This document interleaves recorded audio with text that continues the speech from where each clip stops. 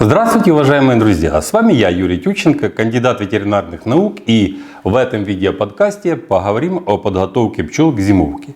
Я не знаю тему в пчеловодстве более важную, чем это. Зимовка пчел – это всегда экзамен для пчеловода, а для начинающих пчеловодов так особенно. Это своего рода Рубикон. Если пчелы у человека, который решил серьезно заняться пчеловодством, перезимовали успешно, то это значит, что такому человеку можно заслуженно присваивать почетный титул «пчеловод». Студенты ветеринарных факультетов говорят, что сдал анатомию, можно жениться. У студентов инженерных специальностей есть такая поговорка, что можно жениться, если сдал сопромат. То есть в каждой профессии есть такие рубиконы, которые подчеркивают их важность, и если ты знаешь это, значит ты уже принадлежишь к какому-то профессиональному сообществу. В пчеловодстве таким рубиконом есть зимовка пчел. И одних книжек, чтобы стать настоящим пчеловодом, недостаточно. Надо обязательно пережить зиму с пчелами. Чтобы зимовка была успешной, то подготовку к ней надо начинать задолго до зимы, еще в августе месяце. Существование пчел зимой сводится к двум моментам. Момент первый – экономное расходование корма. Будет холодно, будет идти больше корма. Меньше – тоже больше. Большая влажность, еще больше корма пойдет. То есть любые компенсаторные механизмы построены на увеличении потребления энергии. Момент второй. Не превысить лимит накопления неперевариваемых остатков. Если лимит превышается и нет возможности облета, то происходит опонашивание пчел. А при повышенном потреблении корма, естественно, наблюдается повышение объема каловых масс. И что же надо для успешной зимовки? То есть, чтобы и корма хватило, и не превысить лимиты накопления каловых масс. Первое. Это сильная пчелиная семья и хорошая молодая матка. Второе. Достаточно хорошего качественного корма. Третье. Хороший, приспособленный к зимовке улей. И четвертое. Здоровая пчелиная семья без всяких болезней. Особенно, чтобы не было в зиму вороатоза. Пятое – это защита от негативных воздействий окружающей среды, грызунов и прочих вредителей, а также защита от ветра, холода и прочего пагубного воздействия окружающей среды.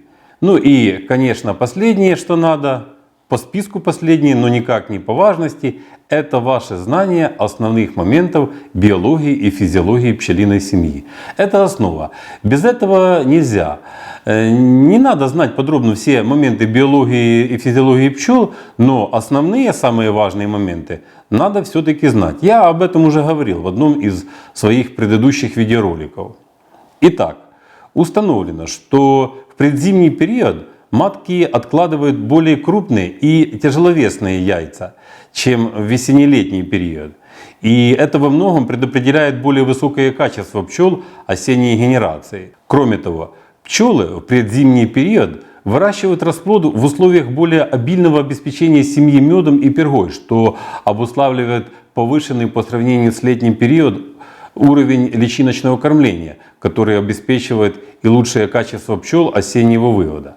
Пчелы осенней генерации развиваются при более низких температурах, чем пчелы весенне-летнего периода, что также необходимо рассматривать как их предзимнюю подготовку. В период подготовки к зимовке в пчелиной семье нарождаются пчелы с большей массой, чем у пчел весенне-летней генерации. В их организме повышается содержание резервных азотистых веществ, жира, гликогена.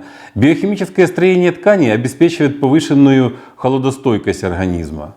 У пчел в организме накапливается значительно больше жира на 30%, белковых вещей на 20-25% и гликогена на 40%, чем у менее зимостойких пчел, что обуславливает их лучшую приспособленность к продолжительной и суровой зиме. В период подготовки пчел к зимовке происходит изменение состояния внутренних органов, глоточных желез, жирового тела и яичников.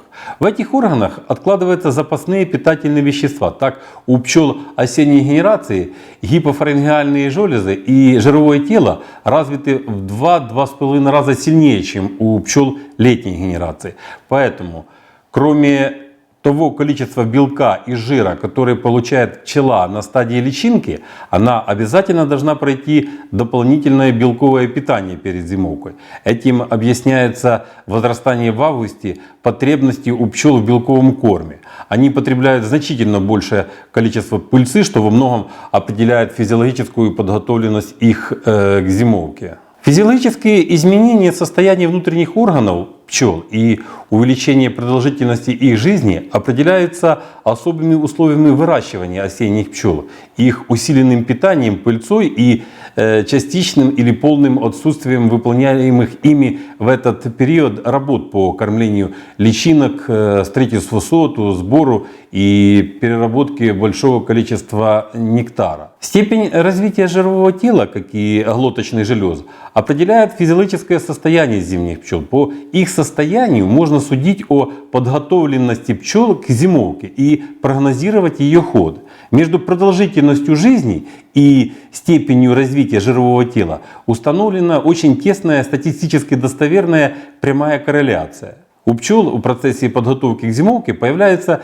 признаки физиологически молодых пчел, которым свойственно сильное развитие глоточных желез и жирового тела. Кроме того, они приобретают способность свести к минимуму потребление корма, переносить неблагоприятные условия зимы при увеличении продолжительности жизни с 36 до 180-200 дней. Как я уже сказал выше, что у так называемых зимних пчел главное предназначение – это пережить зиму и дать старт новому потомству.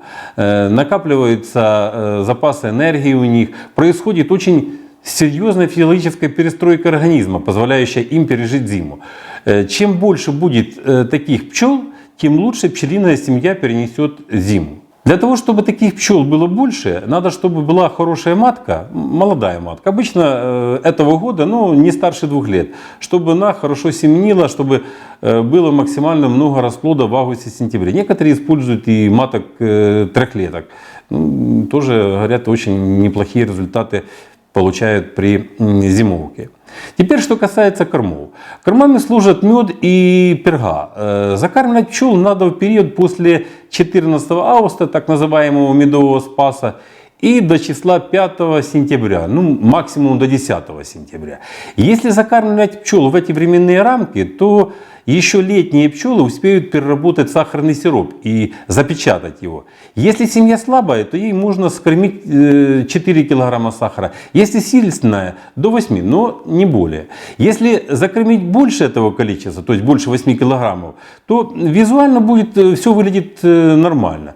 Но зимой пчелы начнут сыпаться, а весной будет наблюдаться много подмора. Семья весной будет ослаблена и очень долго будет восстанавливаться. Ей уже будет не до весеннего медосбора. Вот так превышение норм закармливания сахара может привести к таким печальным последствиям. Хотя, казалось бы, что тут такого? Дали немножко больше сахара, пчелы получили больше корма. Количество меда на рамку должно быть не меньше 2 кг. Отмечу, что закармливание пчел сахарным сиропом также помогает предотвратить падевое отравление. И к тому же кормление пчел осенью сахарным сиропом значительно дешевле. Но, как я уже сказал, нельзя перекармливать пчел сахаром, так как они при этом намного быстрее изнашиваются. Данные исследования говорят о том, что большие порции сахара осенью можно скармливать только сильным семьям, имеющим более 10 улочек пчел. У них в меньшей степени проявляются отрицательные последствия осенней переработки сахарного сиропа, что обуславливает хорошую зимовку в сравнении со слабыми семьями. Слабым семьям лучше дать запечатанный корм, взятых от сильных семей. После 10 сентября кормить пчел очень нежелательно, так как в это время в структуре пчелиной семьи преобладают уже так называемые зимние пчелы. Они основа успешной зимовки, и у них определенные физиологические особенности. И поэтому дача сахарного сиропа пчелам после 10 сентября это равносильно тому, что космонавта одеть в скафандр и заставить его гайки крутить перед взлетом ракеты. Крутить-то он будет, но не очень долго. Пчелы, которые пойдут в зиму, имеют определенные физиологические изменения, позволяющие им пережить зиму. И если мы заставим этих пчел перерабатывать сахар, то у них начнет происходить расконсервация желез и начнут истощаться энергетические запасы. При этом пчелы, что называется, изнашиваются. И к весне такая пчелиная семья будет ослабленной и тоже будет наблюдаться очень много подмора.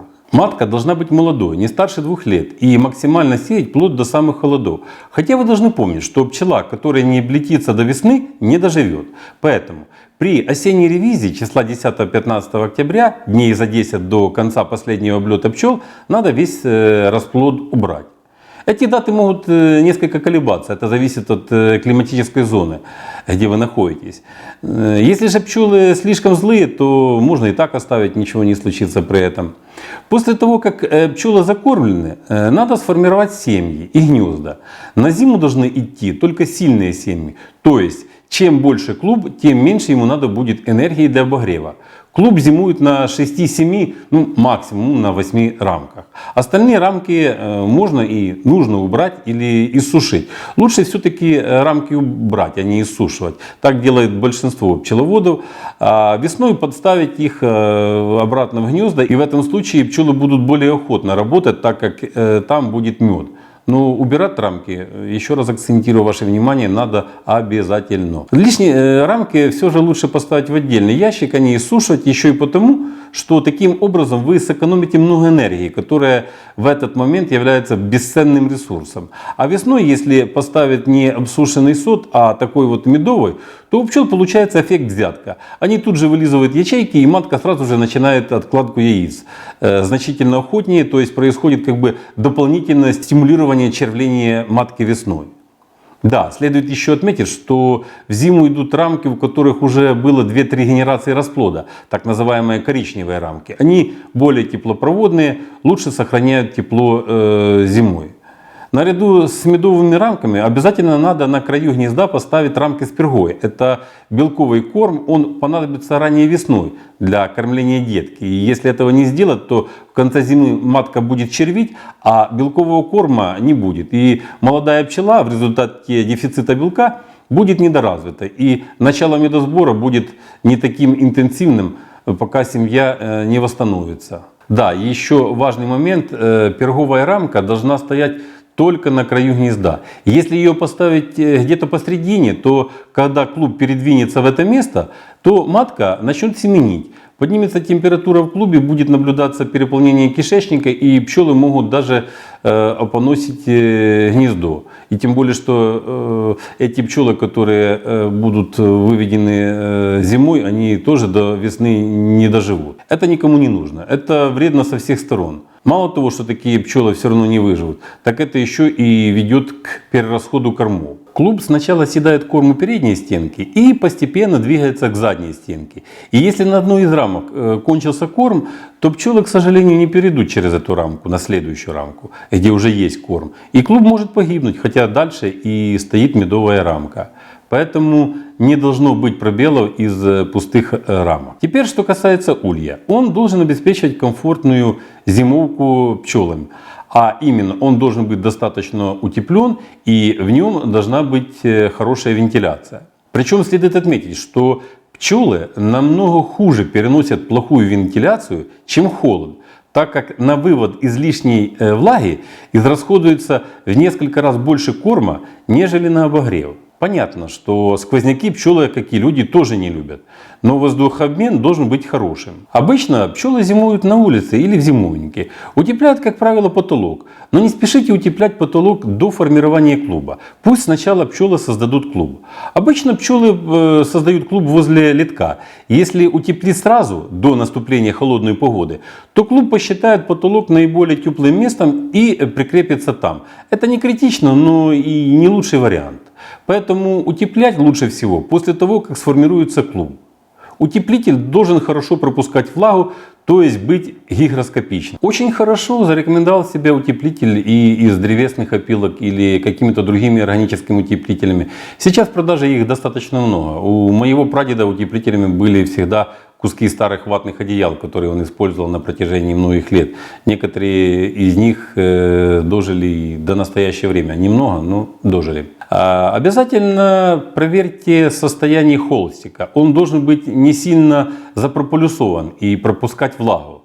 Лучше будет, если края холстика загнуть за рамки для обеспечения свободного тока воздуха. Вообще, как я уже сказал, Вентиляции должно быть уделено самое большое внимание. Нельзя сказать, что тепло менее важно, но результаты зимовки оказываются плачевными не из-за того, что пчелы замерзли, а из-за плохой вентиляции и повышенной влажности.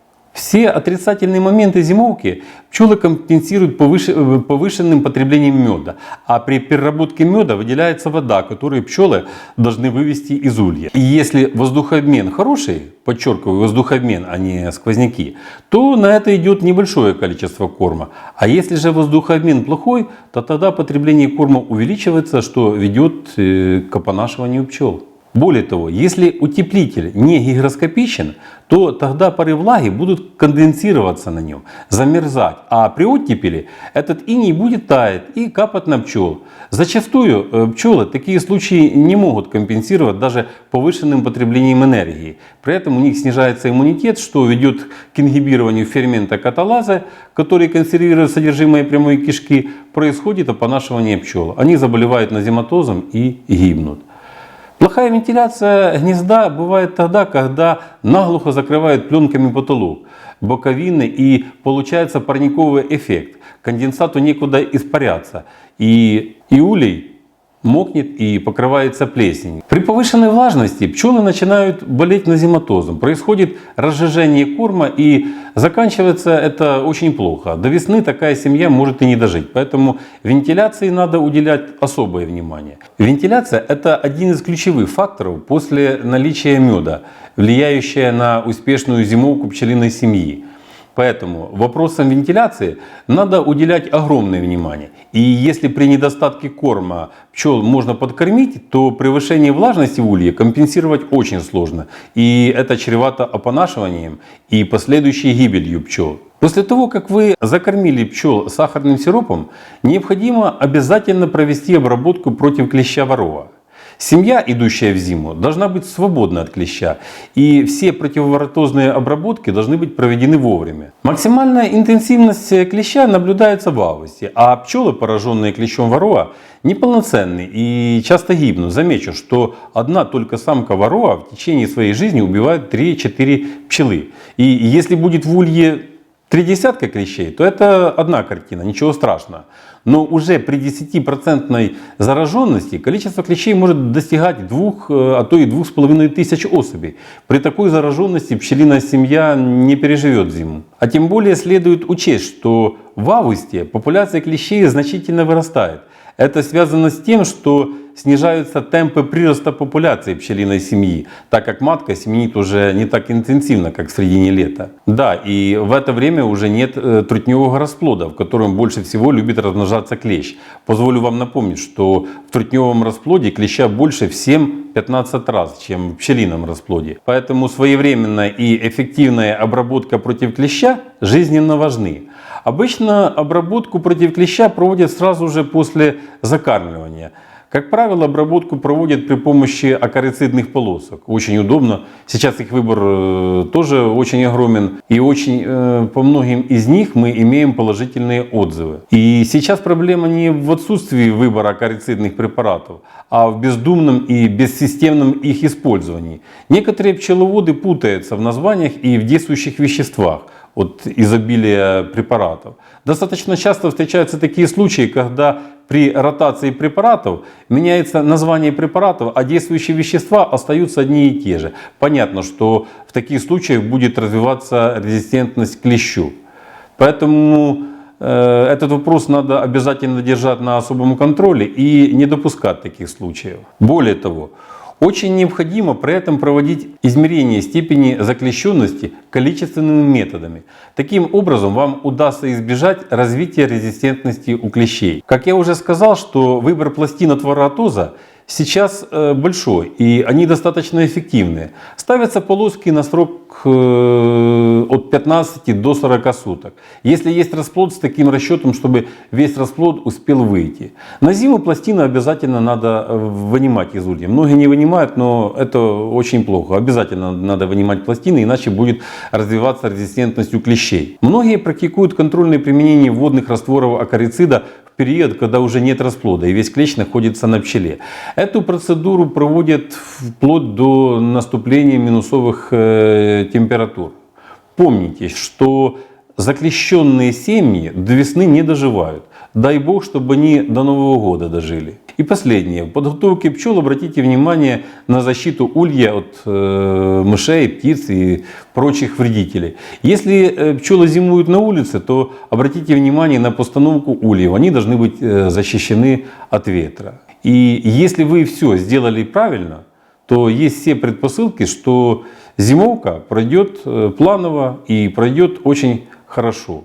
А пока всего вам доброго, здоровья вам и вашим пчелам, и до новых встреч!